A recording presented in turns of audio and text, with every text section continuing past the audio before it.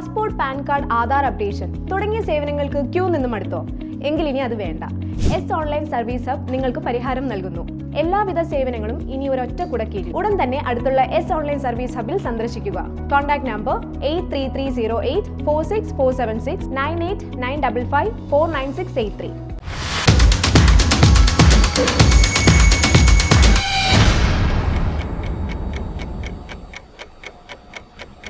നമസ്കാരം. ഇന്ന് നമ്മോടൊപ്പം ഉള്ളത് CPIM-ന്റെ തലമുതിർന്ന നേതാവും കൊച്ചി നഗരസഭയുടെ മുൻ പ്രതിപക്ഷ നേതാവായിട്ടുള്ള സഖാവ് KG ആന്റണിയാണ്. സ്വാഗതം സഖാവ്. നമസ്കാരം. സഖാവിനെ സംബന്ധിച്ചിടത്തോളം എനിക്ക് തോന്നുന്നു CPIM-ന്റെ നിലവിലുള്ള നേതാക്കളിൽ ഏറ്റവും സീനിയറായിട്ടുള്ള ഒരു വ്യക്തിയാണ്. സഖാവിൻ്റെ ഒരു അനുഭവം എന്ന് പറഞ്ഞിട്ടുണ്ടെങ്കിൽ അടിയന്തരാവസ്ഥ കാലം മുതലുള്ള കുറേ അനുഭവങ്ങളുണ്ട്. വിദ്യാർത്ഥി രാഷ്ട്രീയത്തിലൂടെ വരുമ്പോൾ തന്നെയുള്ള അത്തരം അനുഭവങ്ങളൊന്ന് പങ്കുവെക്കോ? തീർച്ചയായും. ഇപ്പോൾ ഇവിടെ ഉള്ളതിൽ വെച്ച് ഇടതുപക്ഷ പാർട്ടികളിൽ, പ്രത്യേകിച്ച് കമ്മ്യൂണിസ്റ്റ് പാർട്ടിയുമായി ബന്ധപ്പെട്ടുള്ളതിൽ, അടിയന്തരാവസ്ഥ കാലത്ത് പാർട്ടി മെമ്പർമാരായിട്ടുള്ളതിൽ അവശേഷിക്കുന്ന 1-2 പേരിൽ ഒരാളാണ് ഞാൻ. എൻ്റെയും കൂടി സീനിയർ എന്ന് പറയുന്നത് ഹംസയാണ്. ബി ഹംസയാണ്. അവർ മാത്രമാണ് ഇപ്പോൾ ഈ പ്രായപരിധിയിൽ CPM-ന്റെ കൂടെ അല്ലെങ്കിൽ ഇടതുപക്ഷ പാർട്ടിയുടെ കൂടെ നിൽക്കുന്നത്, മെമ്പർമാരായിട്ട് തന്നെ നിൽക്കുന്നത്. മറ്റു പലരും പുതിയതായി വന്നു ചേർന്നവരാണ്. അത് അവരെ കുറ്റം പറഞ്ഞിട്ട് കാര്യമില്ല, പിന്നീട് വന്നു ചേർന്നവരും വരുമല്ലോ. അപ്പോൾ വളരെ പ്രയാസം പിടിച്ച ഒരു കാലഘട്ടമാണ് പാർട്ടിയുടെ. വിവിധ ഘട്ടങ്ങളുണ്ട്. അതിൽ ഏറ്റവും പ്രധാന ഒരു ഘട്ടമായിരുന്നു അടിയന്തരാവസ്ഥക്ക് മുമ്പും അടിയന്തരാവസ്ഥയിൽ നിൽക്കുക. അങ്ങനെ ഒരു ചരിത്രം തന്നെ ഉണ്ടല്ലോ, അടിയന്തരാവസ്ഥക്ക് മുമ്പും. ഇതിൽ വളരെ പ്രയാസമാണ്. പാർട്ടി ഓഫീസിലാരും വരില്ല, ചെന്നാൽ തന്നെ പോലീസ് നോട്ടത്തിലായിരിക്കും. DIR-ഉം വിഷയൊക്കെയാണ്. പിടിച്ചാൽ തന്നെ അപ്പം തന്നെ അവരടിക്കും. പാർട്ടി ഓഫീസിൽ നിന്ന് തന്നെ പിടിച്ചോണ്ട് പോകാം. അപ്പോൾ അങ്ങനെയുള്ളൊരു സാഹചര്യത്തിൽ ഓഫീസിൽ വരിക ആരും വരില്ല, കുറേ വരുള്ളൂ. അല്ല, സഹിച്ചു വരാൻ താല്പര്യമുള്ളവർ മാത്രമേ വരുള്ളൂ. അപ്പൊ അതിന്റെ ഫലമായി ദാരിദ്ര്യം, പട്ടിണി, ചായ മേടിച്ചു തരാൻ പോലും ആരുമില്ല. ഇന്നതല്ല, ഇന്നിപ്പോ ഭയങ്കര തള്ളിക്കയറ്റമാണ്. ഇന്ന് ഭരണമുള്ള പാർട്ടിയാണ്. അതാണ്. അപ്പം അത്രയും പ്രയാസം വരും. ഞാൻ AKG നിയമം ലംഘിച്ച് എറണാകുളം ബോട്ടുകെട്ടി സമരം ചെയ്യുമ്പോൾ ഞാനിങ്ങനെ നോക്കി നിൽക്കുന്നുണ്ട്. വിദ്യാർത്ഥിയാണ്, മനസ്സിലായി. AKG മുണ്ടും മടക്കി കുത്തിക്കാൻ വരുമ്പോൾ ഇപ്പോഴത്തെ ഹാൻഡിലും കടറ മുമ്പിൽ വെച്ചിട്ട് നമ്മുടെ അബ്ദുള്ള എന്ന് പറയുന്ന സഖാവ് മട്ടാഞ്ചേരി, ആ സഖാവിന് ഞാൻ എൻ്റെ കണ്ണാലെ കണ്ടാണ് AKG-യിലൊപ്പം.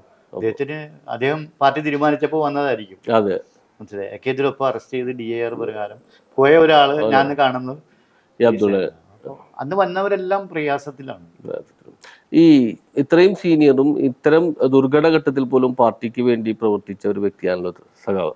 ഈ പാർട്ടി സഖാവിന് വേണ്ടത്ര അംഗീകാരം തന്നിട്ടുണ്ടെന്ന് സഖാവിന് തോന്നുന്നുണ്ടോ? വേണ്ടത്ര അംഗീകാരം തന്നില്ല എന്നും പറയാൻ കഴിയില്ല. പാർട്ടി ഇപ്പോൾ വരുന്നത് അംഗീകാരത്തിനോ പരിഗണന കരുതുന്ന ഒരാളല്ല. ഞാൻ അങ്ങനെ കരുതുന്ന ആളല്ല.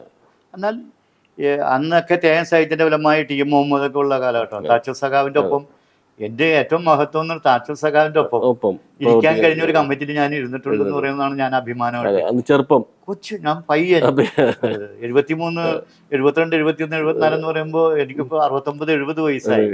കൊച്ചു പയ്യനാണ്. ഏറ്റവും കൂടുതൽ ചെറുപ്പത്തിലെ കൊച്ചുനാളിലെ ഈ പാർട്ടിയിലേക്ക് വന്ന ഒരാളാണ്. പോലെയുള്ള സാന്റോ ഗോപാലിനൊക്കെ ഇങ്ങനെ കാണാൻ കഴിയുന്നത്, സത്യഗോപാലിനെ കാണാൻ കഴിയുന്നത് താച്ചർ സാഹിബിന്റെ കമ്മിറ്റിയിൽ ഇരിക്കുക എന്നൊക്കെ പറഞ്ഞാൽ അതിൽ പരം വേറെ ഒരു അംഗീകാരം എനിക്ക് വേറെ കിട്ടാനില്ല. അവരിൽ നിന്നാണ് ഞാനിതെല്ലാം പഠിച്ചിട്ടുള്ളത് എന്നുള്ളത് കൊണ്ട് അന്നത്തെ പരിമിതികളിൽ നിന്നുകൊണ്ടുള്ള സഹായങ്ങളും ഒക്കെ തന്നിട്ടുണ്ട്. എന്നാൽ ജനങ്ങളും നാട്ടുകാരും ഒക്കെ പ്രതീക്ഷിക്കുന്നത്, ഞാൻ ആഗ്രഹിക്കുന്ന എനിക്ക് തന്നിട്ടുണ്ടോ എന്ന് പറഞ്ഞൊക്കെ എനിക്ക് കിട്ടാൻ സാധ്യതയില്ല. ഞാൻ അതില് ഭക്ഷിപ്പിക്കുന്ന ആളുമല്ല. എല്ലാവരോടും കൂടെ പോകണമെന്ന് മാത്രമേ ഉള്ളൂ. പിന്നെ മനുഷ്യനാണല്ലോ, മനുഷ്യമാകുമ്പോ മോഹങ്ങളും ആഗ്രഹങ്ങളും എല്ലാം വരും. അതില്ലാത്തൊരാളുമില്ല, അഭിപ്രായക്കാരനാണ്.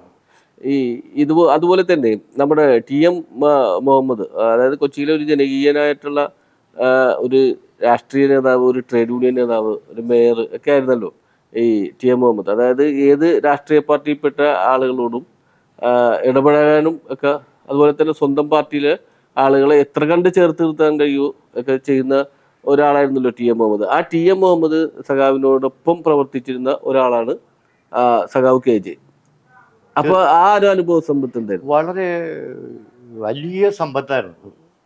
എന്നെ ഞാനാക്കിയത്, എന്നെ വളർത്തിയത് സഖാവ് TM.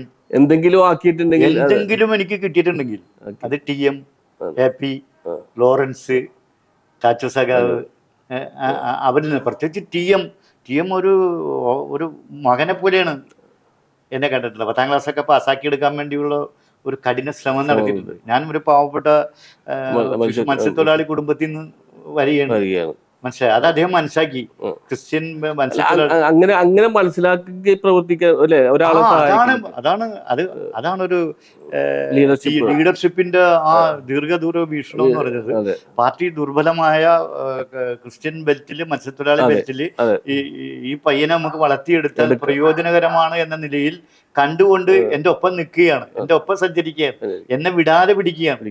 ഞാൻ എന്തെങ്കിലും തെന്നിപ്പോയാൽ പോലും പോയി വന്നിട്ട് എനിക്കൊരു ഉദാഹരണം തന്നെ, ഞാൻ കടപ്പുറത്തൊക്കെ പോയി ഇരിക്കുമ്പോൾ തന്നെ അധികം നേരമൊന്നും കടപ്പുറത്തിരിക്കില്ല. അതെ, വേണ്ട ഉപദേശങ്ങളും ഒരു വീട്ടിലെ, അതായത് ഒരു സ്വന്തം പിതാവിന് തുല്യം. എനിക്ക് പിതാവില്ലായിരുന്നല്ലോ, നേരത്തെ തന്നെ നഷ്ടപ്പെട്ടു. അതിന് തുല്യമാണ്. അപ്പൊ ആ ഒരു വിഷമം സഖാവ് അറിഞ്ഞിരുന്നില്ല. അദ്ദേഹത്തിന്റെ ഒരു വാത്സല്യവും ലാളനയും. ഞാൻ വിശന്നിരിക്കാൻ ഒരു കാര്യം പറയുമായിരുന്നു, എന്നെ വിശപ്പിക്കരുത്, എനിക്ക് വിശന്ന് ദേഷ്യം വരും. അതുകൊണ്ട് ഈ മൈക്ക് അനൗൺസ്മെന്റ് ഉണ്ട് കാറിൽ, ടാക്സി കാറിൽ. അപ്പോൾ ചായക്ക് മേടിച്ചു കൊടുത്തിട്ട് വേണമെങ്കിൽ, അല്ലെങ്കിൽ ആരുടെ പണങ്ങി പോകട്ടെ. അതുകൂടി മനസ്സിലാക്കി എല്ലാ കാര്യങ്ങളും മനസ്സിലാക്കി ഇടപെടുന്ന എന്നെ ആക്കാൻ അങ്ങനെ ഒരു ആള് ഇപ്പൊ പാർട്ടിക്കകത്ത് ഇവിടെ ഇല്ല. വലിയ കുറവാണ്. അത് നികത്താൻ കഴിയുന്നില്ല. ആ ഒരു ജനകീയത ആർക്കും കൈവരിക്കാൻ പറ്റുന്നില്ല, നികത്താൻ പറ്റുന്നില്ല. ഞാൻ കാണുമ്പോ വാടക വീട്ടിൽ നിന്ന് പൊതുവായിട്ട് വാടക വീടിന് കക്കൂസ് രണ്ടിന് പോകാനില്ലാതെ പിന്നെ പെയിന്റും പാട്ടിയിൽ വെള്ളമായിട്ട് പോകുന്ന TM എന്റെ മനസ്സിൽ ഇങ്ങനെ അദ്ദേഹം വിചാരിച്ചാൽ എന്തൊക്കെ നേടാമായിരുന്നു. വളരെ ഏറ്റവും പ്രധാനം എന്ന് പറഞ്ഞാൽ ഒരു വീട് വെക്കണം 70-ൽ തന്നെ വെക്കാറുണ്ട്. കാര്യം KJ അഫ്സലിനെ സ്ഥാനാർത്ഥിയാക്കുന്നത് അന്ന് KJ അഫ്സൽ എന്ന് പറഞ്ഞാൽ KB ജേക്കബിന്റെ സ്റ്റിവിഡോർ ആൻഡ് സ്റ്റീമർ ഏജൻസിയുടെ കുടുംബത്തിൽ അദ്ദേഹത്തിന് അന്നൊരു വീട് വെക്കണമെന്ന് പറഞ്ഞെങ്കിൽ 50,000 വെച്ചു കൊടുക്കാൻ കഴിയും. അദ്ദേഹം നൂണ്ട് കയറി വന്നിട്ട് TM കിടക്കണ അടുത്ത് വന്നപ്പോ അദ്ദേഹം മൈ ഗോഡ് ഇംഗ്ലീഷ് സംസാരിക്കുന്ന ആളാണ്, ഇതാണ് നേതാവ് എന്ന് പറഞ്ഞ ആൾ അന്തം വിട്ടു പോയിട്ട് നിൽക്കുന്ന സന്ദർഭം ഞാൻ നേരിട്ട് കാണുന്നുണ്ട്. പക്ഷെ അദ്ദേഹം ആരുടെ മുമ്പിലും ആവശ്യങ്ങളും ഇത്തരം കാര്യങ്ങൾക്കൊന്നും ഉന്നയിച്ചില്ല. നാടകം നടത്തിയാണ് അവസാനം ഒരു വീട്. അതും വലിയ വീടൊന്നും വേണ്ട, 2 മുറി മതി. ഒറ്റ മുറിയിലായിരുന്നു ഒരു പൂച്ചയും ഒരു മർഫി റേഡിയോ സെറ്റും അദ്ദേഹമായിരുന്നു. ഞങ്ങളൊക്കെ കയറി കൊച്ചുനാൾ ചെല്ലുമ്പോ ഞങ്ങൾക്ക് ഒരു കട്ടൻ ചായ. അത്രയും ലാളിത്യത്തോടും അത്രയും സ്നേഹത്തോടും കൂടി വളർത്തുമ്പോ തൊഴിലാളി വർഗ പാർട്ടിയോടുണ്ടാകുന്ന കൂറ്, അതിന്റെ ഭാഗമായി എന്തും ആ പാർട്ടിക്ക് വേണ്ടി ചെയ്യാൻ ആ പ്രായത്തിൽ തയ്യാറായതിന്റെ ഫലമായി ചെയ്യാൻ സഹിക്കേണ്ടി വന്നിട്ടുണ്ട്. അതും പാർട്ടി ദുർബലമാണ്. നമ്മൾ കാണുന്ന നേതാവ് ഇതാണ്. അതിനപ്പുറത്ത് വേറെ ഒന്നുമില്ല. ആകെ ഈ പാർട്ടിയും ഈ നേതാവും ഒക്കെയാണ് നമ്മളെ സംരക്ഷിക്കാൻ. അപ്പൊ അവർക്ക് വേണ്ടി, ആ പാർട്ടിക്ക് വേണ്ടി ജീവൻ ത്യജിച്ചാലും തെറ്റില്ല എന്ന ബോധ്യത്തിലും അപ്പൊ അന്നുണ്ടാകുന്ന കേസുകളിലൊക്കെ പെട്ടുപോകുന്നതും ചെയ്യാത്ത കുറ്റങ്ങൾക്കൊക്കെ പെട്ടുപോകുന്നതും അതുകൊണ്ടാണ്. പിന്നെ ഒരു കാലത്ത് CPIM കൊച്ചിയിലെ ഒരു പറഞ്ഞു കേൾക്കുന്ന പ്രധാനപ്പെട്ട 2 പേരുകളുണ്ടായിരുന്നുള്ളൂ, KJ ആന്റണി, MD ആന്റണി. തീർച്ചയായിട്ടും ഇന്ന് അതിനകത്തുള്ള ആ ദ്വയങ്ങൾ, അതായത് ആ ഇരട്ടകളിൽ ഒരാളിന്ന് പാർട്ടിക്കകത്തില്ല. അദ്ദേഹം പിന്നീട് പാർട്ടി CPIയിൽ ചേരുകയും ചെയ്തു. അങ്ങനെ MD ആന്റണി എന്ന് പറയുന്ന ആ ഒരു CPIM-ന്റെ ഒരു തലയെടുപ്പുള്ളൊരു നേതാവ് തന്നെയായിരുന്നു എന്നാണ് ഞാൻ വിശ്വസിക്കുന്നത് കേട്ടോ. ആ നേതാവ് അങ്ങനെ പുറത്തേക്ക് പോകാനുള്ള ഒരു കാരണം എന്തായിരുന്നു സഖാവിന്റെ? പാർട്ടിക്കകത്ത് ഓരോ ഘട്ടത്തിലും പാർട്ടിക്കകത്ത് തർക്കങ്ങളും വിഭാഗീയതകളും ഉണ്ടായിട്ടുണ്ട്. അത് ഉണ്ടായിട്ടില്ല എന്ന് നമുക്ക് പറയാം. അവ്യക്ത കമ്മ്യൂണിസ്റ്റ് പാർട്ടിക്കകത്തും ഇന്ത്യൻ പാർട്ടിക്കകത്തും കേരള പാർട്ടിക്കകത്തും ഒക്കെ ഉണ്ടായിട്ടുണ്ട്. TM മരണത്തിന് ശേഷമാണ് ഞങ്ങൾ ആ ലീഡർഷിപ്പിലേക്ക് വരുന്നത്. ടി എമ്മിൻ്റെ മരണം ത്തിന് ശേഷമാണ് ഞങ്ങൾ അപ്പോൾ അന്ന് ഇപ്പം ഇന്നും പത്രത്തിൽ പറയുന്ന പോലെ 1995 മറ്റുമൊക്കെ ഉണ്ടാകുന്ന തർക്കങ്ങളിൽ ഞാനാണ് ഇവിടെ നിന്ന് സമ്മേളനത്തിൽ പാലക്കാട് സമ്മേളനവും കൊല്ലം സമ്മേളനമാണ് പാർട്ടിക്കകത്ത് തർക്കങ്ങളുണ്ടായ. ആ സമയത്ത് ഉണ്ടായിരുന്ന ലീഡർഷിപ്പിൻ്റെ ഭാഗമായി ആൻ്റണി നന്നായിട്ട് പ്രവർത്തിച്ചിട്ടുണ്ട്.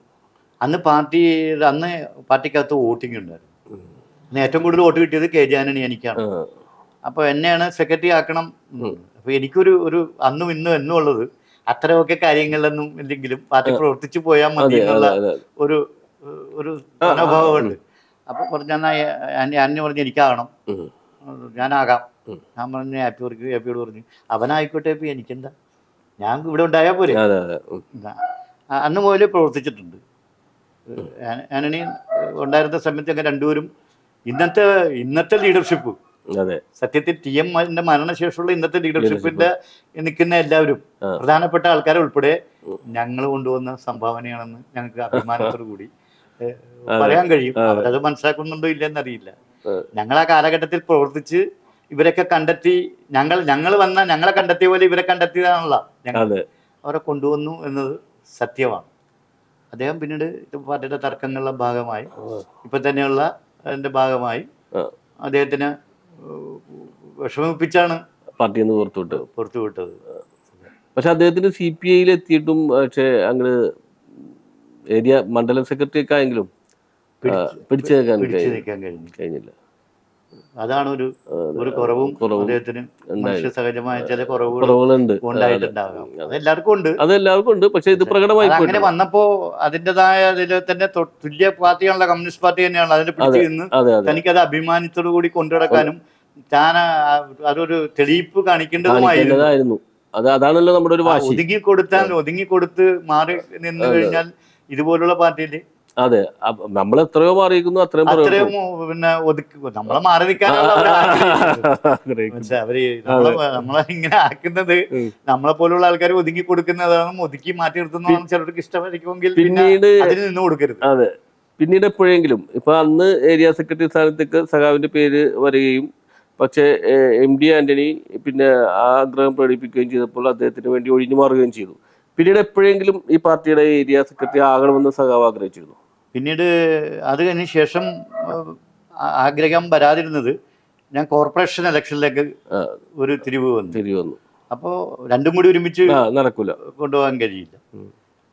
അതാണ് അതിന് പറ്റിയത്. എനിക്ക് സെക്രട്ടറി ആകാനൊക്കെ ഇപ്പോഴും കഴിയും എന്ന കാര്യത്തിൽ തർക്കമില്ല. അതെന്നെ പാർട്ടി പഠിപ്പിച്ചിട്ടുള്ള സംഘടന രീതിയാണ്. ഞാൻ സൈനിക സംഘടന, കമ്മ്യൂണിസ്റ്റ് പാർട്ടിയുടെ സംഘടനയുമായി ബന്ധപ്പെട്ട് എന്നെ പഠിപ്പിച്ചിട്ടുണ്ട് വരുന്നത്. എനിക്ക് കൊണ്ടുനടക്കാൻ ജനങ്ങളുമായി ഞാൻ സ്നേഹിക്കുന്ന ഒരാളാണ് എന്നുള്ള കാര്യത്തിൽ ഒരു തർക്കമില്ല. പിന്നീട് അത്തരം കാര്യങ്ങളിലേക്ക് നീങ്ങില്ല. പിന്നെ തർക്കങ്ങളുടെ പുറത്ത് തർക്കങ്ങളും കാര്യങ്ങളുമായി ഓരോ ദിവസം ഓരോ പുതിയ പ്രശ്നങ്ങൾ വരികയും ഈ കൂടെ നിന്നവർ തന്നെ അങ്ങോട്ടും ഇങ്ങോട്ടും മറ്റു ഗ്രൂപ്പുകളിലൊക്കെ നമുക്ക് ആരൊക്കെ നമ്മൾ കൂടെ പറയാൻ പറ്റില്ല. അങ്ങനത്തെ ഒരു സ്ഥിതി ഉണ്ടായി. ഇപ്പോൾ അവരിൽ തന്നെ ഉള്ള ആളുകളിൽ പലരും വിരലിലെണ്ണാവുന്നവർ മാത്രമേ അന്ന് DC-ലൊക്കെ ഉണ്ടായിട്ടുള്ളൂ. അവരുടെ പേരൊന്നും ഞാൻ അവരുടെ പ്രമുഖരാണ്, പല മന്ത്രിസ്ഥാനങ്ങളിലൊക്കെ ഇരിക്കുന്ന ആൾക്കാരാണ്. അത് ഈ ചർച്ചയിൽ ഇപ്പൊ വലിച്ചിരിക്കുന്നത് ശരിയല്ല. അവരൊക്കെ എവിടെ ഇരുന്ന് വെച്ച്, എങ്ങനെ ഇരുന്ന് വെച്ച്, ഞാൻ എവിടെ നിന്നിരുന്നു, ഞാൻ എന്തുകൊണ്ട് ഇതായി എന്നൊക്കെയുള്ള കാര്യങ്ങളിൽ അന്നത്തെ ഉണ്ടായിരുന്ന തർക്കങ്ങളുടെ ഭാഗമായി വന്ന് ചേർന്നിട്ടുണ്ട്. പലരും ഇന്നുണ്ടായിരുന്നവർ ഇപ്പുറത്തുണ്ടായിരുന്ന അപ്പുറത്തേക്കായി, അപ്പുറത്തുള്ളവർ ഇപ്പുറത്തേക്കായി. പിന്നെ കുരിശിതമായി, പിന്നെ കുറച്ച് കുറഞ്ഞു. ഇപ്പൊ പാർട്ടിയുടെ ഏരിയ സമ്മേളനങ്ങളൊക്കെ കഴിഞ്ഞു, ജില്ലാ സമ്മേളനം കഴിഞ്ഞു, സംസ്ഥാന സമ്മേളനം നടന്നുകൊണ്ടിരിക്കുന്നു. ഈ കൊച്ചി ഏരിയ സമ്മേളനത്തിൽ ഞാൻ അറിഞ്ഞത്, നമ്മൾ പുറത്തുനിന്ന് ഇങ്ങനെ അറിയുന്ന മാധ്യമപ്രവർത്തകരെന്നെല്ലാം അറിയുന്നത്, ഒരാളെ ഏരിയ സെക്രട്ടറിയായി ഇങ്ങനെ പറയുകയും എന്നാൽ പിന്നീട് അതിൽ തർക്കത്തിൻ്റെ ഭാഗമായിട്ട് മാറി വരികയും ചെയ്യുന്ന ഒരു സാഹചര്യം ഉണ്ടായതാണ് പറഞ്ഞു കേട്ടത്. അങ്ങനെയാണ് ഇവിടെ ഒരു വനിതാ ഏരിയ സെക്രട്ടറി വന്നത് എന്നുള്ളതാണ്. അതിൽ വല്ല യാഥാർത്ഥ്യം ഉണ്ടോ? അത് ഒരു പാർട്ടി സംഘടന സമ്മേളന രഹസ്യമാണ്. ഒരു പാർട്ടി മെമ്പർ എന്ന നിലയിൽ അച്ചടക്കം എന്നെ പോലുള്ള ആൾക്കാർ, ഉം. ഇത് കേൾക്കുന്ന ആൾക്കാരുണ്ടോ, സ്വാഭാവികമായും നിങ്ങൾ നമ്മൾ പറയാൻ പറ്റില്ല. ഇടവരുന്ന സാഹചര്യങ്ങൾ പൊതുവെ ഉണ്ടായിട്ടുണ്ടാവും. ഉണ്ട്. അതാണല്ലോ വനിത ഒക്കെ വരുന്നത്. പക്ഷെ അത് പുറത്തു പറയാൻ പാർട്ടി അച്ചടക്കമുള്ള പാർട്ടി അച്ചടക്കമുള്ള എന്നുള്ള രീതിയിൽ പറയുന്നത്, ഒരു ചാനലിലൂടെയൊക്കെ പറയുന്നത് ശരിയല്ല, സീനിയർ എന്ന നിലയിൽ ശരിയല്ല. ചെറിയ തർക്കങ്ങളൊക്കെ ഉണ്ടായെന്ന് നിങ്ങൾ പറഞ്ഞാൽ നിഷേധിക്കാനില്ല. അത് ഒരു അതും ഒരു അങ്ങനെ യഥാർത്ഥം നിഷേധിക്കുന്നതും കമ്മ്യൂണിസ്റ്റുകാരന് കഴിയില്ലല്ലോ. ഈ അച്ചടക്കത്തിന്റെ ഭാഗമായി ഉണ്ടായോ എന്നുള്ള ചോദ്യത്തിന് ഇല്ലെന്ന് എനിക്ക് മറുപടി പറയാൻ പറ്റും. ഈ ഇപ്പൊ പാർട്ടി തുടർച്ചയായി ഭരണം കൈയാളുന്നു. ഇപ്പൊ കൊച്ചി മണ്ഡലത്തിൽ തന്നെ MLA ആയി ശ്രീ KJ മാക്സി 9 വർഷം പിന്നിടുന്നു.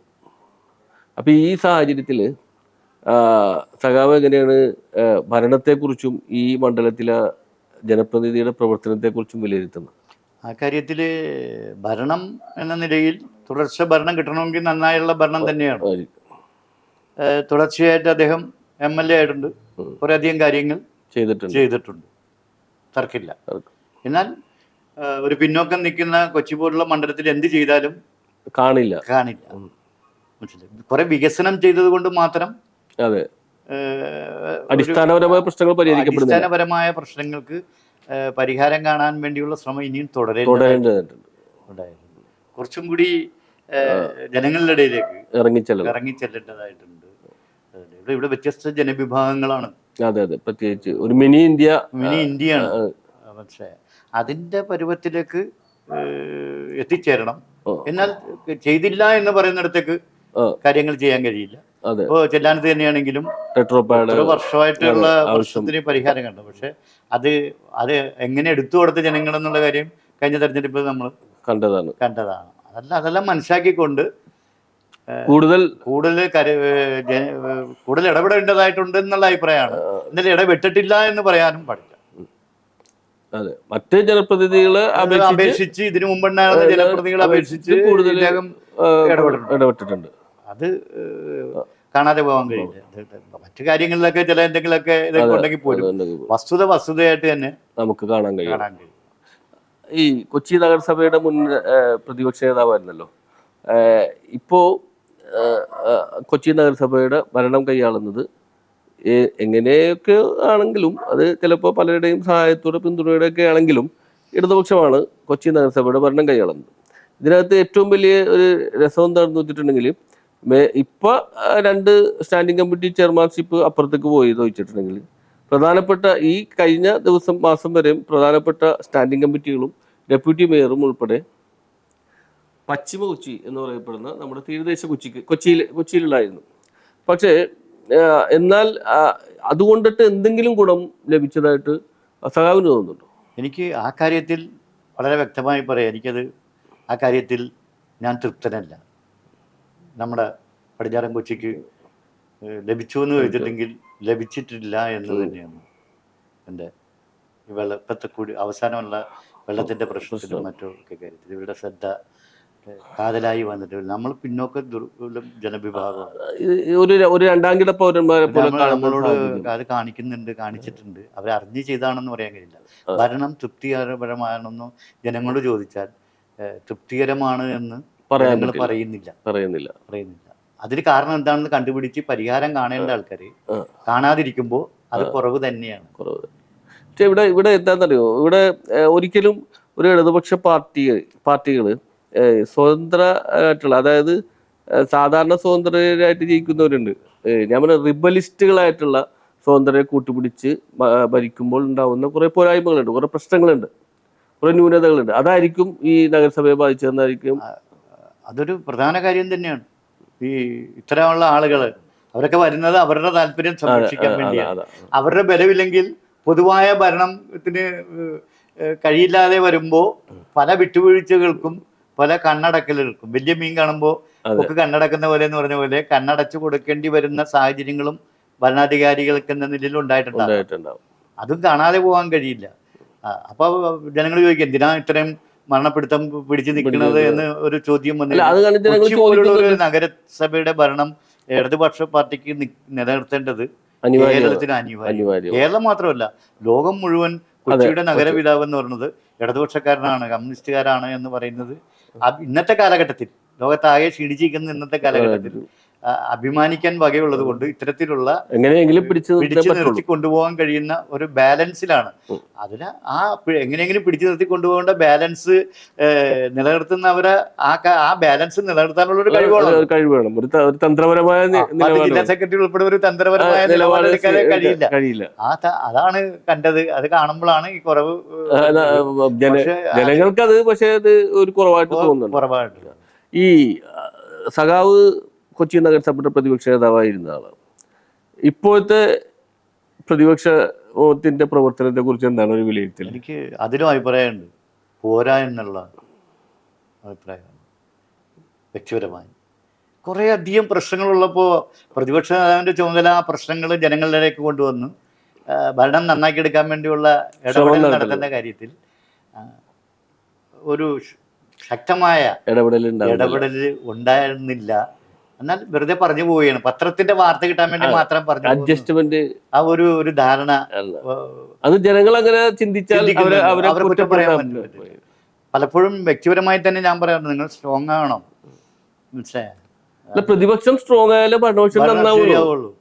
മനസ്സിലായി. ഇപ്പോൾ ഞാനായതുകൊണ്ട് പറഞ്ഞല്ല, കെ ജെ ഉണ്ടായിരുന്ന സമയത്ത് ആൾക്കാരെ ധരിച്ചു വെച്ചത് കെ ജെ മത്സ്യത്തൊഴിലാളിയല്ല, അത്ര വലിയ ഇംഗ്ലീഷ് വിദ്യാഭ്യാസമൊന്നും ഇല്ലാത്ത ആളാണ് എന്നുള്ള ധാരണയാണ് ആദ്യം മേയർ ധരിച്ചു വെച്ചത്. പക്ഷെ മേയർ പിന്നീട് തിരുത്തേണ്ടി വന്നു. അല്ല, അന്ന് എല്ലാത്തിനും വ്യക്തമായ ഇടപെടലുകൾ ഉണ്ടായിരുന്നു. വ്യക്തമായി ജനങ്ങളുടെ ഇടയിലേക്ക് പ്രശ്നങ്ങൾ എത്തിക്കാൻ പ്രതിപക്ഷത്തിന് കഴിഞ്ഞു. ആ ഭയം ഭരണപക്ഷത്തിന് ഉണ്ടായിരുന്നു. അതില്ല. അല്ല, ആ എത്തിക്കലിന്റെ ഭാഗമാണല്ലോ നഷ്ടപ്പെട്ടു പോയ ഇടതുപക്ഷത്തിന് നഷ്ടപ്പെട്ടു പോയ ഭരണം തിരിച്ചു കിട്ടിയത്. അപ്പൊ ഞാനുണ്ടോ ഇല്ല എന്നുള്ളത് എന്റെ ഡ്യൂട്ടി ഞാൻ നിർവഹിച്ചിട്ടുണ്ട്. മനസ്സിലായി. എന്നെ അവിടെ ഉൾക്കൊള്ളിക്കേണ്ടതൊക്കെ അതിൻ്റെതായ രാഷ്ട്രീയ തീരുമാനങ്ങളാണ്. അത് വന്നില്ല. എന്നാൽ ഞാൻ എൻ്റെ ചുമതല നിർവഹിച്ചത് കൊണ്ടാണ് നഷ്ടപ്പെട്ടു പോയ ഇടതുപക്ഷത്തിന് നഷ്ടപ്പെട്ടു പോയ ഭരണവും കൂടി തിരിച്ച് ഇടതുപക്ഷത്തിലേക്ക് ഈ പരിമിതികൾക്കകത്താണെങ്കിൽ പോലും എത്തിക്കാനുള്ള ശ്രമത്തിലെ ഒരു പ്രതിപക്ഷ ചുമതലക്കാരൻ എന്ന നിലയിൽ ഞാൻ എൻ്റെ എളിയ പങ്ക് വഹിച്ചിട്ടുണ്ട് എന്നതാണ് പറയാൻ കഴിയും. സഖാവ് പാർട്ടിക്കകത്തൊരു തിരുത്തൽ ശക്തിയായിട്ട് നിലനിൽക്കുന്ന ഒരാളാണെന്നാണ് പൊതു സമൂഹം വിലയിരുത്തുന്നത്. എന്തെങ്കിലും വിഷയത്തിൽ ഒരു തിരുത്തൽ, അതായത് വേറിട്ടൊരു ശബ്ദം സഖാവിൻ്റെതായിരിക്കും എന്ന് ചിന്തിക്കുന്നവരാണ് പൊതുസമൂഹം. അപ്പൊ അങ്ങനെ ഒരു തിരുത്തൽ ശക്തിയായി വരും കാലങ്ങളിൽ നിലനിൽക്കാൻ തന്നെയാണോ? തീർച്ചയായിട്ടും. ഞാൻ പാർട്ടിക്കകത്തും തിരുത്തൽ ശക്തിയാണ്. ഈ സമൂഹത്തെ മാറ്റാൻ പ്രവർത്തിക്കുന്ന പാർട്ടി, ആ സമൂഹത്തെ മാറ്റാൻ വേണ്ടി പ്രവർത്തിക്കുന്ന പാർട്ടിയും തിരുത്തൽ ആവശ്യമുണ്ട്. അതാണ് എന്നെ പഠിപ്പിച്ചിട്ടുള്ള അതിൻ്റെ തിയറിയുടെ ഭാഗം. ഇതെല്ലാം പഠിച്ചില്ലെങ്കിൽ, പ്രത്യയശാസ്ത്രപരമായും സംഘടനാപരമായും പഠിച്ചില്ലെങ്കിൽ ഒരാൾക്ക് വാദം പിടിച്ചപ്പെട്ടിരിക്കും. നാക്കിന് നീട്ടുണ്ടായതുകൊണ്ട് കാര്യമില്ല. സംഘടനക്കകത്ത് സത്യസന്ധമായി തുറന്ന് സംസാരിക്കണം. അതാണ് ഒരു കമ്മ്യൂണിസ്റ്റുകാരന് വേണ്ടത്. തെറ്റുണ്ടാവും, ശരിയുണ്ടാവും. അങ്ങനെ പറയുമ്പോൾ ചിലർക്കൊക്കെ വേദന ഉണ്ടാവും. പക്ഷെ അത് സംഘടനയ്ക്ക് ഗുണകരം, പ്രത്യേകിച്ച് പ്രായം കൊണ്ടും സീനിയർ കൊണ്ടും. അത് കാണാതെ പോകുന്ന എൻ്റെ കുറവുകളും ഉണ്ട് എന്നുള്ള കാര്യമെങ്കിലും ഞാൻ പാർട്ടിക്കകത്ത് ഒരു തിരുത്തൽ ശക്തിയായിട്ട് തന്നെ തുടരും എന്ന് പറയുന്നത് ഒരു തർക്കമില്ല. എൻ്റെ അമ്മ പാണ്ഡികശാല തൊഴിലാളിയായിരുന്നു. മനസ്സിലായി. ഞാനൊരു മത്സ്യത്തൊഴിലാളിയായിരുന്നു. ആ പൈതൃകവും TM ഉൾപ്പെടെ എനിക്ക് തന്നിട്ടുള്ള ഞാൻ ആ പ്രവർത്തനത്തിൻ്റെ സഹിച്ച ചെറിയ ത്യാഗങ്ങളൊന്നും ഞാൻ പറയുന്നില്ല, ചെറിയ ബുദ്ധിമുട്ടുകൾ. ഇന്നത്തെ ആരോ അതൊന്നും സഹിക്കാനൊക്കെ പ്രയാസം വരും അവർക്ക്, അവരുടെ കാലം. അതെല്ലാം സഹിച്ച് പാർട്ടിക്കകത്ത് നിൽക്കുന്ന ആളെന്ന നിലയിൽ മരിക്കുന്നവരെ ഈ പാർട്ടിക്കൊപ്പം സഞ്ചരിക്കണം എന്നാണ് ആഗ്രഹിക്കുന്ന ആളാണ്. അത് ഇപ്പോൾ ഉള്ളവര് അങ്ങനെ മരിക്കുന്നവരെ എന്നെ കൊണ്ടുപോകാൻ അവരും കൂടി ഉത്തരവാദിത്തമാണ്. എന്നല്ലാണ്ട് മറ്റുള്ളവരാരെയും ഞാൻ എന്തെങ്കിലും പറയുന്നുണ്ടെങ്കിൽ ഈ പാർട്ടിക്ക് വേണ്ടിയാണ്, സംഘടനയ്ക്ക് വേണ്ടിയാണ്, സാമ്പത്തിക അച്ചടക്കം നിലനിർത്താൻ വേണ്ടിയാണ്. ഇന്ന് ഏറ്റവും പൊതുവേ വന്നിരിക്കുന്ന സ്ഥിതി എല്ലാവരും കണക്കാണ്, സാമ്പത്തികപരമായി കണക്കാണ്. അങ്ങനെ ഒരു സാഹചര്യത്തിൽ അതൊഴിവായി നമ്മൾ തനിമയാർന്ന തങ്കമാർന്ന നിലപാടിലേക്ക് വരുന്നു എന്ന് സ്വയം തയ്യാറാകണം. അല്ലാണ്ട് അതുപോലെ മറ്റൊരു കാര്യം എന്താണെന്ന് വെച്ചിട്ടുണ്ടെങ്കിൽ, ഇപ്പോൾ പാർട്ടിക്ക് ഒരു വനിതാ ഏരിയ സെക്രട്ടറി വന്നു. ഈ വനിതാ ഏരിയ സെക്രട്ടറി വരുമ്പോൾ അത് പാർട്ടിക്ക് ഗുണമാണോ ദോഷമാണോ എന്താണ് സഖാവ് ഭാവിയെ ഇതുപോലുള്ള ഇതുപോലൊരു പ്രദേശത്ത് ഞാൻ നേരത്തെ പറഞ്ഞ ഒരു പ്രത്യേക സാഹചര്യങ്ങളിൽ വന്നിട്ടുള്ള വനിതാ സെക്രട്ടറിയാണ്. വനിതകൾ വരണം എന്ന് പറയുന്ന ഒരു സാഹചര്യമാണ്. അതുകൊണ്ട് ഭാവിയിൽ അവർക്ക് അനുഭവമില്ലെന്നൊന്നും പറയാൻ പറ്റില്ല. അനുഭവ സമ്പത്തുള്ള ഒരു വിദ്യാർത്ഥി മൂവ്മെന്റിൽ നിന്ന് പാർട്ടി ഓഫീസിൽ വന്ന ഒരു പ്രത്യേക വിഭാഗത്തിൽ നിന്ന് വന്ന ഒരു സഹോദരിയാണ്. അവർക്ക് പാർട്ടി ആവശ്യമായ സംഘടന രീതിയുണ്ട്. പിന്നെ ഒരു വനിത എന്ന നിലയിലുള്ള ചെറിയതുണ്ട്. അതെല്ലാം മാറ്റി ശരിക്കും പാർട്ടിയാണ് കൊണ്ടുപോകും എന്ന കാര്യത്തിൽ അവർക്കും കാര്യങ്ങൾ അറിയാം. ആരൊക്കെയാണ് ആണെങ്കിൽ പോലും എന്റെ വിശ്വാസം നല്ലപോലെ കാര്യങ്ങൾ അറിയാം എന്നാണ് ഒരു പാർട്ടി എങ്ങനെ നയിക്കണം എന്നുള്ള അറിയാവുന്ന സഹോദരിയാണ് പാർട്ടി സെക്രട്ടറി എന്നത്. ആ സാഹചര്യം അതിൽ വന്നു, അത് കൊണ്ടുപോകും. ചിലപ്പോൾ തുടക്കത്തിലൊക്കെ എല്ലാത്തിലും ഒരു ഉണ്ട്, പിന്നീട് അത് കൊണ്ടുപോയി എല്ലാവരുടെയും എല്ലാം ആകണത് എല്ലാവരുടെയും പിൻബലത്തിലാണ്, സഹായത്തിലാണ്. അതിന്റെ ഫലമായി എന്നെ പോലുള്ള ആളുകൾ ഒരു കാര്യം, ഒരു തർക്കമറ്റ ഒരു കാര്യമുണ്ട്. പാർട്ടിയുടെ സെക്രട്ടറി ആരാണോ, പാർട്ടിയുടെ സംഘടനാ നേതാവ് ആരാണോ, അതാണ് എൻ്റെ അച്ചടക്കം അനുസരിച്ച് ഞാൻ അനുസരിച്ച് പോകും. പാർട്ടി സെക്രട്ടറിയും പാർട്ടി കമ്മിറ്റിയും ഏതെങ്കിലും ഒരു വ്യക്തിയല്ല കേട്ടോ, ആണോ പെണ്ണോ അല്ല. പാർട്ടി സെക്രട്ടറി എന്ന് പറയുമ്പോൾ കമ്മിറ്റിയുടെ തീരുമാനം നടപ്പിലാക്കേണ്ട ഉത്തരവാദിത്തപ്പെട്ട ഒരാളാണ്. അവർ കമ്മിറ്റിയുടെ തീരുമാനം നടപ്പിലാക്കാൻ വേണ്ടി വരുമ്പോൾ ആ തീരുമാനം വിജയിപ്പിച്ചു കൊടുക്കേണ്ട ഉത്തരവാദിത്വം പാർട്ടിക്ക്, എന്നെ പോലുള്ള ആളുകൾ കൊണ്ട് അത് കലവറില്ലാത്ത പിന്തുണ ഉണ്ടാവും. ഒരു തർക്കമില്ല. എന്നെ പോലുള്ളവരെ ശരിക്കും അറിയാവുന്ന ഒരു സെക്രട്ടറിയും കൂടിയാണ് എന്നുള്ളതാണ്. അതുകൊണ്ട് വേറെ ഒന്നും പ്രതീക്ഷിച്ചല്ല, എന്റെ പാർട്ടി വളരണം, അതാണ് മുഖ്യമായി. ഇതിന് മുമ്പുണ്ടായിരുന്ന ഏരിയ സെക്രട്ടറി സഖാവ് KM റിയാദ് ആയിരുന്നല്ലോ. അദ്ദേഹത്തിന്റെ ഒരു പ്രവർത്തന രീതി, ഏതാണ്ട് എനിക്ക് തോന്നുന്നു 3 ടേം സെക്രട്ടറി, 3 ടേം എന്ന് പറയാൻ പറ്റില്ല, 3 റിപ്പോർട്ട് അവതരിപ്പിച്ച സെക്രട്ടറി ആയിരുന്നല്ലോ. തുടർച്ചയായി അങ്ങനെ ഒരു പ്രവർത്തനത്തിൽ വന്ന ഒരു സെക്രട്ടറി എന്ന നിലയിൽ അദ്ദേഹത്തിന്റെ പ്രവർത്തനത്തെ സംബന്ധിച്ച് എന്താണ് ഒരു വിലയിരുത്തൽ? ഒരു ചെറുപ്പക്കാരൻ എന്ന നിലയിൽ ശ്രദ്ധിച്ചിട്ടുണ്ട് പ്രവർത്തനത്തിൽ. പാർട്ടി സെക്രട്ടറി എന്ന നിലയിലും 3 ടേം കഴിഞ്ഞാൽ മാറിക്കൊടുക്കണം. അത് പ്രായത്തിന്റെ കാര്യത്തിലും മാറിക്കൊടുക്കണം. അതാണ് മാറിയിട്ടുള്ളത്. അത് വിദ്യാർത്ഥി മൂവ്മെന്റിൽ നിന്നാണ്. രാജൻ വന്ന പോലെ, ഞാൻ വന്ന പോലെ അവരെല്ലാം വിദ്യാർത്ഥി മൂവ്മെന്റിൽ നിന്ന് അവരെ കൊണ്ടുവന്നതിൽ ഒരു നിർണായകമായ പങ്കുവഹിച്ച അദ്ദേഹത്തിന് മാത്രമല്ല, MLA പറയുമല്ലോ, KJ എന്നെ സ്കൂളിൽ വരുമ്പോ മുദ്ര SFI എന്നാണ് വിളിപ്പിക്കുന്നതെന്ന് അദ്ദേഹം തന്നെ അദ്ദേഹത്തിന്റെ ഇതിൽ പറയും. അങ്ങനെ കുറെ അധികം ആൾക്കാരെ കൊണ്ടുവന്നിട്ടുണ്ട്. ഞങ്ങളൊരു സെറ്റ്, വലിയ സെറ്റായിരുന്നു. അപ്പോൾ അദ്ദേഹത്തിന് 3 ടേം ആയതുകൊണ്ട് അദ്ദേഹം ഒന്നും പ്രവർത്തിച്ചില്ല എന്ന് പറയാൻ പറ്റില്ല. അദ്ദേഹത്തിന്റെ കാലഘട്ടത്തിലാണ് അസംബ്ലി തെരഞ്ഞെടുപ്പിൽ 2 തവണയും ജയിക്കുന്നത്. കോർപ്പറേഷനിൽ ഭരണം കിട്ടുന്നത് അയാൾ ഒറ്റക്കല്ല, സംഘടനാപരമായി നയിക്കുന്ന കമ്മിറ്റിയാണ് തെരഞ്ഞെടുക്കപ്പെട്ടത്. അദ്ദേഹത്തിന്റെ ഇവിടെ അസംബ്ലിയിൽ TM നിന്നിട്ട് തോറ്റ അസംബ്ലിയാണ്. 1953 വെടിവെപ്പ് കഴിഞ്ഞതിന് ശേഷം ആദ്യത്തെ സ്റ്റേറ്റ് തെരഞ്ഞെടുപ്പില് ഇടതുപക്ഷം തോറ്റുപോയി. വിശ്വനാഥനാണ് ആദ്യത്തെ MLA. അപ്പോ അവിടെ നിന്നാണ് ഈ ചരിത്രം നമ്മുടെ ഇത് വരുമ്പോ ഇന്നത്തെ കാലഘട്ടത്തിൽ ആ സാഹചര്യം മാറുകയും അദ്ദേഹം വരികയും അതിനെ ജയിപ്പിക്കുകയും ഒക്കെ ചെയ്തത് ഒരു കൂട്ടായ നേതൃത്വം കൊടുത്തിട്ടുള്ള ആളെന്ന നിലയിൽ എല്ലാവരെയും കൂട്ടിയോജിപ്പിച്ചുകൊണ്ടുപോകാൻ അദ്ദേഹത്തിന് കഴിഞ്ഞു.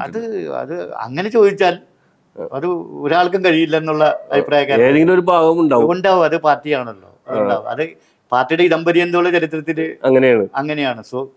എന്റെ വായനയിൽ നിന്ന് പഠിച്ചിട്ടുള്ളത് സോവിയറ്റ് യൂണിയനിൽ പോലും ലെനിൻ കൊടുത്തയച്ച കത്ത് സ്റ്റാലിൻ സ്വീകരിക്കണമെന്നാണ്. കാരണം അതുണ്ടാവും, തർക്കം ഉണ്ടാവും. ഇത് അധികാരത്തിന്റെ കൂടി ഭാഗമാണ്, പാർട്ടിയാണ്. പഴയ കമ്മ്യൂണിസ്റ്റ് പാർട്ടി മാത്രമല്ലല്ലോ, അധികാരത്തിൽ വരുമ്പോൾ ഉണ്ടാകുന്ന കുറെ മാറ്റങ്ങളുണ്ട്, ദൗർബല്യങ്ങളും ഒക്കെ സംഘടനാപരമായി ബാധിക്കും. പ്രത്യേകിച്ച് ഇപ്പോഴത്തെ പാർട്ടിയിൽ വന്നിട്ടുള്ളവരിൽ അധികം പേരും 80% പേരും 2015 ശേഷം പാർട്ടിയിൽ വന്നവരാണ്. ഞാൻ പറഞ്ഞ കണക്കല്ല, പാർട്ടി സംഘടനാ രേഖയിൽ പറയുന്നവരെ. അപ്പൊ അവർക്ക് പ്രതിപക്ഷത്തിരുന്ന അനുഭവം പോലും ഇല്ലാത്തവരാണ്, മനസ്സിലായ. എന്നാൽ അവര് വരേണ്ടതല്ലേ, അവര് വരേണ്ടതാണ്. അവരെ പ്രാപ്തരാക്കുന്നത്. ഞാൻ ചോദിക്കുന്നത് ഇപ്പൊ ഈ 2015 ശേഷം പാർട്ടിക്കകത്ത് വന്ന സഖാക്കള് നാളെ ഭരണം കിട്ടുമോ ഇല്ലെന്ന് നമുക്ക് പറയാൻ പറ്റില്ല, ജനങ്ങളാണ് തീരുമാനിക്കുന്നത്. ഇനി അഥവാ ഭരണം കിട്ടാതെ പ്രതിപക്ഷത്തിരിക്കുന്ന സാഹചര്യം വന്നാൽ അവര് എങ്ങനെയായിരിക്കും ഈ പാർട്ടിയുടെ പ്രവർത്തനങ്ങളെ കാണുന്നതെന്ന്? അത് ഭാവിയാണ് തീരുമാനിക്കപ്പെടാൻ വേണ്ടി പോകുന്നത്. കാര്യം എന്ന് വെച്ചാൽ ഇതെല്ലാം മനസ്സിലാക്കിക്കൊണ്ട് ഇവരുടെ സംഘടനാപരമായി അവരെ പഠിപ്പിക്കണം. അധികാരം എന്നും നിൽക്കണമെന്നില്ല കേട്ടോ. അതെ അതെ, ഞാൻ അതിൽ വിശ്വസിക്കുന്ന ആളാണ്. അധികാരം എന്നും നിൽക്കണമെന്നില്ല. മനസ്സിലായോ? ഇപ്പൊ ബംഗാളിൽ നിന്നില്ല, ത്രിപുരയിൽ നിന്നില്ല, അത് ഇവിടുത്തെ ഒരു പ്രത്യേക സാഹചര്യത്തിൽ ഇനിയും വരാൻ സാധ്യതയുണ്ട്. വന്നില്ലെങ്കിൽ പ്രതിപക്ഷത്തിരുന്ന് പ്രവർത്തിക്കേണ്ടി വരും. പ്രതിപക്ഷത്തിരുന്ന് പ്രവർത്തിക്കുമ്പോഴുള്ള പിന്നെ സ്ഥിതി എന്ന് മനസ്സിലായ പണ്ടുണ്ടായിരുന്ന പ്രതിപക്ഷത്തെക്കാൾ വളരെ പീഡനം സഹിക്കേണ്ടി വരുമെന്ന കാര്യം ഒരു തർക്കമില്ല. അതിനെ അതിജീവിക്കാൻ കഴിയുന്ന തരത്തിൽ മാറ്റിയെടുക്കണം. എല്ലാത്തിനും പ്രധാനം പാർട്ടിയുടെ സംഘടനയും രാഷ്ട്രീയവും അവരെ വിനയമാക്കിയെടുക്കുകയും അവർ ബഹുജനങ്ങൾക്കിടയിൽ അവര് അംഗീകാരം പിടിച്ചു പറ്റുകയും വിനയം. ഒരു പാർട്ടി പ്രവർത്തകന് പൊതുപ്രവർത്തകന് ഉണ്ടാകേണ്ട ഏറ്റവും അടിസ്ഥാന കടമ അവന്റെ മനുഷ്യനോടുള്ള സ്നേഹവും.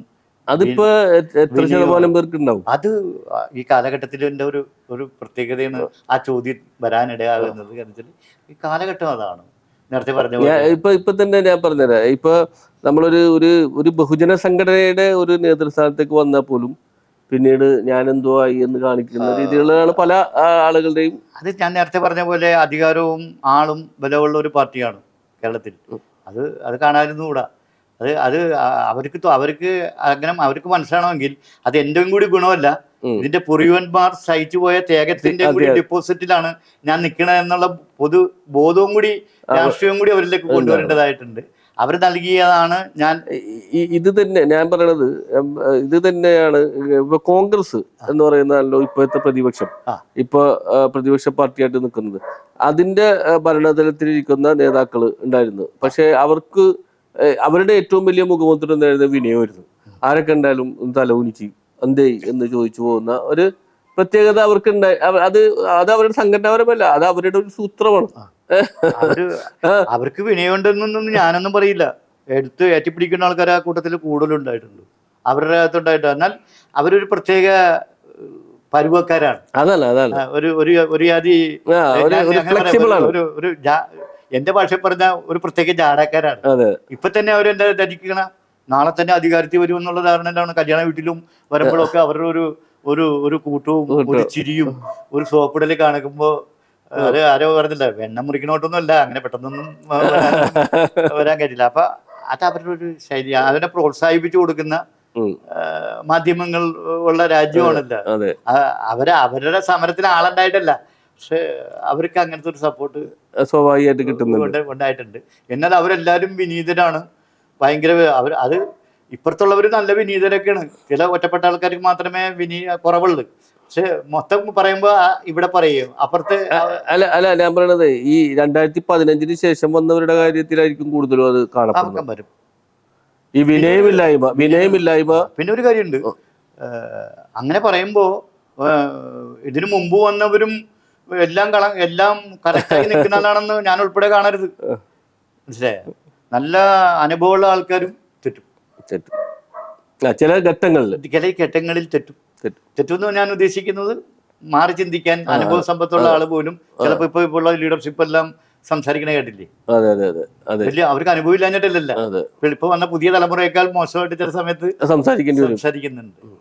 അതുകൊണ്ട് അതൊക്കെ ആ സാഹചര്യം അനുസരിച്ചിരിക്കും. പുതിയതായി വന്നവർ മാത്രമല്ല പഴയ ആൾക്കാരും പുനർവിദ്യാഭ്യാസം വേണം, എനിക്കുൾപ്പെടെ. പഴയതും എപ്പോഴും പറഞ്ഞുകൊണ്ടിരിക്കാനും പാടില്ല. ഈ മാറുന്ന കാലഘട്ടത്തില് കൂടുതൽ പഠിക്കേണ്ടതായിരുന്നു എന്റെ അഭിപ്രായം. ഒരു കാര്യം സത്യമാണ്, എല്ലാ പാർട്ടിയിലുള്ളവരും പഠനം നടത്തുന്ന കാര്യത്തിൽ ഭയങ്കര പുറകിലാണ്. കോൺഗ്രസ് അവർക്ക് അത് വേണ്ട, ഇടതുപക്ഷ പാർട്ടിക്കാണ് വേണ്ടത്. എന്താണ് അതിന് കാരണം എന്ന് വെച്ചാല് പഠിച്ചില്ലെങ്കിലും ഇങ്ങനെ കൊണ്ടുപോകാൻ വേണ്ടി വന്ന പുതിയ സെറ്റ് ഇങ്ങനെ എന്നെ കൊണ്ടുപോയിക്കോളും, ഞാൻ എന്ത് പറഞ്ഞാലും കേൾക്കും എന്ന്. അതിനെല്ലാം ഒരു പരിമിതികളുണ്ട്. അത് കഴിഞ്ഞാൽ അവര് കേൾക്കൂല. അതാണ് ഏറ്റവും വലിയ ദൗർബല്യമായിട്ട് നമുക്ക് നമ്മുടെ മുമ്പിൽ കാണുന്നത്. അതാണല്ലോ തൊഴിലാളി പിന്നെ നേതാവ് പറയുന്നത്, തൊഴിലാളികൾ കേൾക്കാത്ത ഒരു സാഹചര്യം. ഇന്നത്തെ രാഷ്ട്രീയത്തിലും നേതൃത്വത്തിലും പുതിയ ആളുകൾ വരണം. പഴയ ശൈലിയും പഴയ രീതിയും തന്നെ മാറ്റണം. സമരമുറകൾക്കും രീതികളൊക്കെ മാറ്റണമെന്നാണ്. ഒരു ജാഥ നടത്തി, ഒരു ധർണ നടത്തി, 5 നേതാക്കന്മാർ, അതൊന്നും കൊണ്ടൊന്നും ഉയർന്ന അന്നുള്ള കാര്യങ്ങൾ അന്നന്ന് അറിയാൻ കഴിയുന്ന സമർത്ഥരായിട്ടുള്ള ചെറുപ്പക്കാരുള്ള രാജ്യമാണ്. അതെ. അതിന്റെ ശാസ്ത്ര സാങ്കേതിക രംഗം വളരെ മികവുറ്റതാണ്. ആ കഴിവിനനുസരിച്ച് നമ്മുടെ ലീഡർഷിപ്പ്, രാഷ്ട്രീയക്കാരൻ അത് താൻ ഒരു തൊഴിലാണ് എന്ന നിലയിൽ നിന്ന് മാറ്റി സേവനമാണെന്നും ഇതിലേക്ക് മാറാൻ കഴിയുന്ന തരത്തിൽ പഠിച്ച് മാറണം എന്നാണ്. ഇതെല്ലാം ഉപയോഗിക്കുന്നതെല്ലാം കൂടിയിട്ടുണ്ട്. പണ്ട് റേഡിയോ പോലും ഉണ്ടായിരുന്നില്ല. അതെ അതെ. ഇപ്പൊ അതല്ല, ഇപ്പൊ നമ്മുടെ വിരലിങ്ങനെ തൊട്ടിട്ടുണ്ടെങ്കിൽ എല്ലാ കാര്യങ്ങളും നമുക്ക് എന്നോട് തന്നെ പെട്ടെന്ന് ഒരു കാര്യം ചോദിച്ചാൽ അപ്പൊ തന്നെ നമുക്ക് സെർച്ച് ചെയ്തിട്ട് പറയാൻ കഴിയുന്ന രീതിയിൽ വളർച്ചയെത്തണം. അതെ. അങ്ങനെ എന്നേക്കാൾ കൂടുതൽ അറിവുള്ള ആളാണ് എന്നാൽ എന്നുള്ള അവർക്ക് തോന്നണം. എന്നാൽ ഞാനാണ് ഒരു ശിലയാണ് നേതാവ്, എനിക്ക് എല്ലാം അറിയാമെന്നുള്ള സമീപനം അത് മാറ്റണം. അപ്പൊ അതാണ് ഇതിലെല്ലാം വേണ്ടത്. പ്രത്യേകിച്ച് ഇടതുപക്ഷ പാർട്ടിയിൽ നിൽക്കുന്നവര് പറഞ്ഞാൽ അതാണ് എന്ന് അംഗീകരിക്കാനൊക്കെ പ്രയാസം വരും. സ്വന്തം പാർട്ടിപ്പെട്ടവർക്ക് ചിലപ്പോൾ അംഗീകരിക്കാനൊക്കെ പ്രയാസം. പക്ഷെ നമ്മ അത് നോക്കേണ്ട ആവശ്യമില്ല. നമ്മുടെ ജോലി നമ്മൾ ചെയ്യുക എന്നതാണ്. പഴയ രീതിയിലല്ല ഇന്നത്തെ തൊഴിലാളി വർഗം നിൽക്കുന്നത്. പ്രത്യേകിച്ച് ഇപ്പോഴത്തെ രാഷ്ട്രീയം വളരെ ശ്രദ്ധിക്കേണ്ടത് മതപരമായിട്ടാണ്, ജാതിപരമായിട്ടാണ് ചിന്തിക്കുന്നത്. എന്താ ആനുകൂല്യം വാങ്ങിച്ചു കൊടുത്താലും രണ്ട് ജാതി പറഞ്ഞാൽ സാധനം എല്ലാം തകർന്നു പോകും. അപ്പൊ അതുപോലുള്ള ഒരു സാഹചര്യത്തിൽ പ്രവർത്തിക്കേണ്ട ആളുകൾ കൂടി ഉണർന്ന് പ്രവർത്തിക്കണം, പഠിച്ചു പ്രവർത്തിക്കണം. പാർട്ടിയാണ് ഏറ്റവും വലുത്. ഇവിടെ ഉള്ളതിൽ വെച്ചിട്ട് എന്തെങ്കിലും ചെയ്യാൻ കഴിയുന്ന പാർട്ടി കമ്മ്യൂണിസ്റ്റ് പാർട്ടിക്ക് മാത്രമേ. കമ്മ്യൂണിസ്റ്റ് പാർട്ടി ഇല്ലാത്തടത്ത് ജനാധിപത്യം ഉണ്ടാവില്ല. ജനാധിപത്യം നിലനിർത്തണമെന്ന് ആഗ്രഹിക്കുന്ന ഒരു കമ്മ്യൂണിസ്റ്റ് പാർട്ടിയെ നിലനിർത്തുന്ന കൂടെ നിൽക്കേണ്ടി വരും. ന്യൂനതകളൊക്കെ ഉണ്ടാകാം. അതൊക്കെ പാർട്ടികളൊന്നും എനിക്ക് അതിനോട് അങ്ങനെ പറയാൻ പറ്റില്ല. അപ്പൊ തീർച്ചയായിട്ടും ഏറെ അനുഭവ സമ്പത്തുള്ള സഖാവിന്റെ കൂടുതൽ പ്രവർത്തനങ്ങൾ പാർട്ടിക്ക് ഗുണകരമായിട്ട് പാർട്ടി അത് അംഗീകരിക്കട്ടെ. തീർച്ചയായിട്ടും നിങ്ങളൊക്കെ ഉള്ളിടത്തോളം കാലം അതെല്ലാം അംഗീകരിക്കപ്പെടും, അതെല്ലാം വരും എന്ന് വിശ്വസിക്കുന്നു. ഇനി അംഗീകരിച്ചില്ലെങ്കിലും ഒരു പൊതുപ്രവർത്തകൻ എന്ന നിലയിൽ സമൂഹത്തിലുണ്ടാവും. നിങ്ങളെയൊക്കെ സ്നേഹിച്ച് നിങ്ങളൊക്കെ പിന്തുണയാണ് എനിക്ക് ഏറ്റവും വലുത് എന്നുള്ളതുകൊണ്ട് തീർച്ചയായിട്ടും അങ്ങനെ തന്നെ കാണുകയാണ്. നിങ്ങളുടെ സ്നേഹത്തിന്റെ മുമ്പിൽ ഒരു പൊതുപ്രവർത്തകന് വേറെ ഒന്നും നൽകാനില്ല, കൂടെ ഉണ്ടാവും എന്ന് പറയുകയാണ്.